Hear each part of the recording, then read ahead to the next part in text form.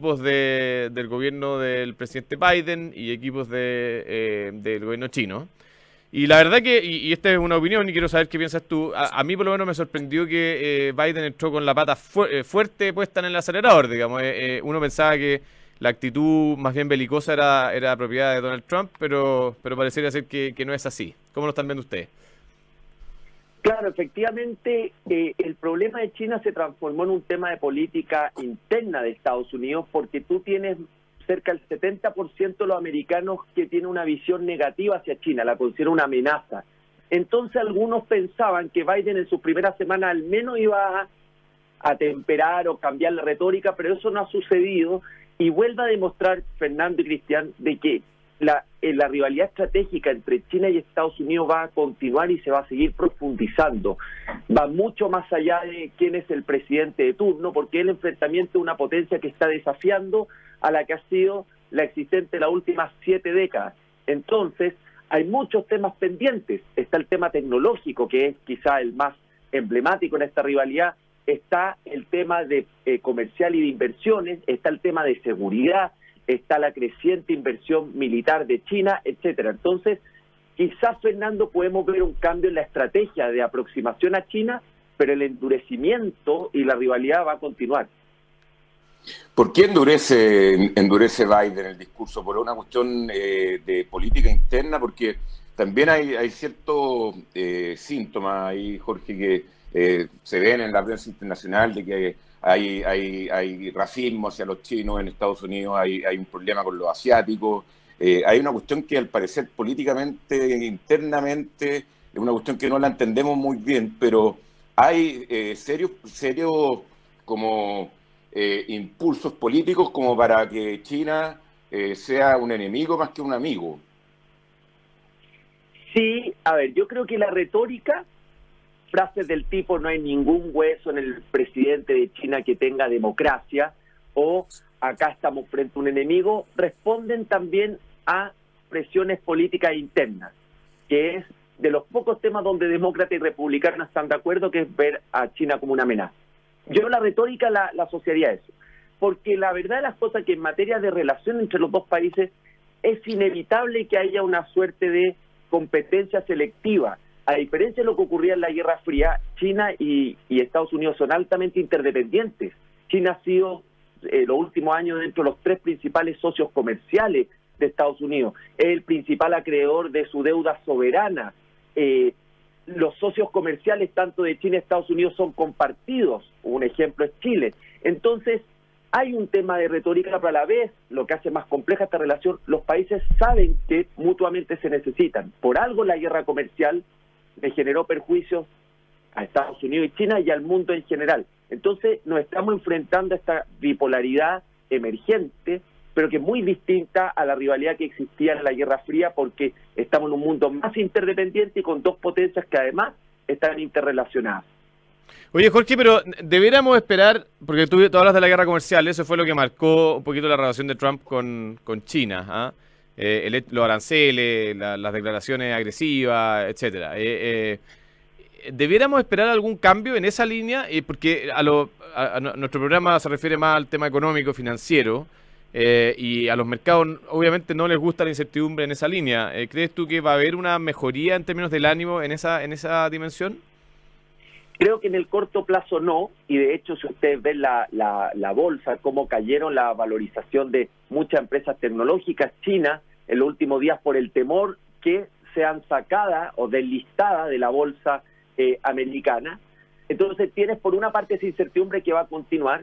Segundo, Biden no ha dado señales de qué es lo que va a hacer con las medidas restrictivas al comercio y de la inversión de Estados Unidos. No quedó claro en la reunión de alto nivel ni tampoco en su conferencia de prensa, y sin lugar a dudas es una tarea que tiene ahí pendiente. Biden lo que ha hecho es enfocar mucho el discurso en esta confrontación de valores de la democracia y derechos humanos versus estos regímenes más autocráticos, pero su equipo no debe tener aún resuelto qué hacer con estas distintas barreras comerciales. En el mediano plazo, Fernando y Cristian, yo sí creo que va a haber un mejor ánimo de colaboración en ciertos desafíos globales como el cambio climático, la situación de terrorismo, futuras pandemias. O sea, debiéramos tener foros multilaterales donde haya mayor diálogo, pero por el momento la incertidumbre creo que va a continuar para las empresas chinas y también para la empresa estadounidense que está muy presente en ese país asiático. Finalmente del tema China, porque tenemos otro tema que tratar que es muy importante también y muy contingente, que es Brasil, pero como Estados Unidos, y se hablaba, tú mismo decías, Jorge, que la escalada militar de China, o sea que el armamento, el ejército, el poder militar de China está creciendo fuertemente.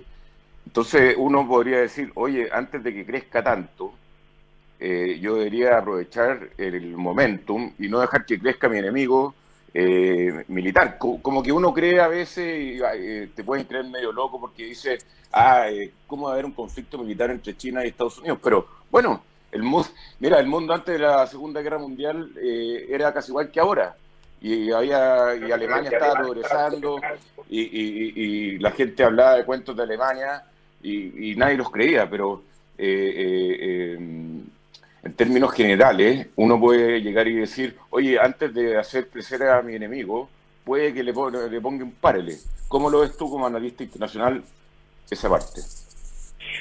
Creo que lo que hay que reconocer de Trump es que sacó al pizarrón a China en una serie de prácticas que eran cuestionadas a nivel comercial, a nivel regional del liderazgo que tiene China.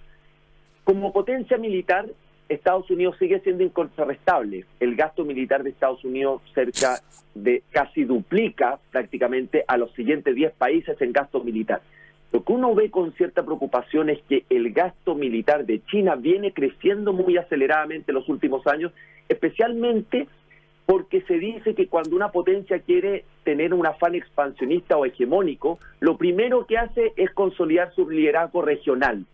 Y si tú te fijas, las acciones militares más fuertes de China han sido más bien en su zona del Pacífico Sur, todo lo que es el Mar del Sur, su relación con los vecinos, las dificultades que tiene con Japón, con el reconocimiento de ciertas islas, etcétera. Entonces, Cristian, veo que este poderío militar primero es para fortalecer o consolidar la posición regional de China, la cual necesita para seguir expandiéndose a nivel global. Es difícil expandirse globalmente si tú no tienes un cierto control o liderazgo frente a tus vecinos en tu propia zona regional. Pero respecto de una posible conflicto armado el día de mañana, creo que hoy día los conflictos van de una manera distinta.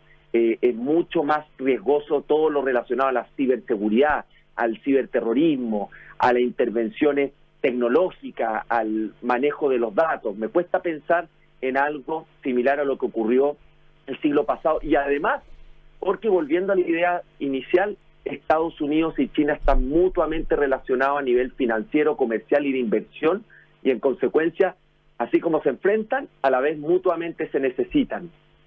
Oye, Jorge, te cambio de tema y te traigo a Latinoamérica. Ayer el presidente Bolsonaro en Brasil cambió gran parte de su gabinete, incluyendo al ministro de Relaciones Exteriores, al canciller. Y una de las razones para tomar esta decisión de cambio de gabinete tan drástica fue que, al parecer, la estrategia de conseguir vacunas ha sido un desastre y por eso sacó al ministro de Relaciones Exteriores. Eso es lo que se comenta, ¿ya? ¿Cuál es la mirada de usted respecto a la estabilidad de Brasil, dado el escenario donde la campaña de vacunación ha sido muy mala, al menos muy poco eficiente? Los contagios siguen al alza, pero a pesar de todo lo anterior, el mercado pareciera ser que todavía no ha acusado recibo de un golpe en el caso de Brasil.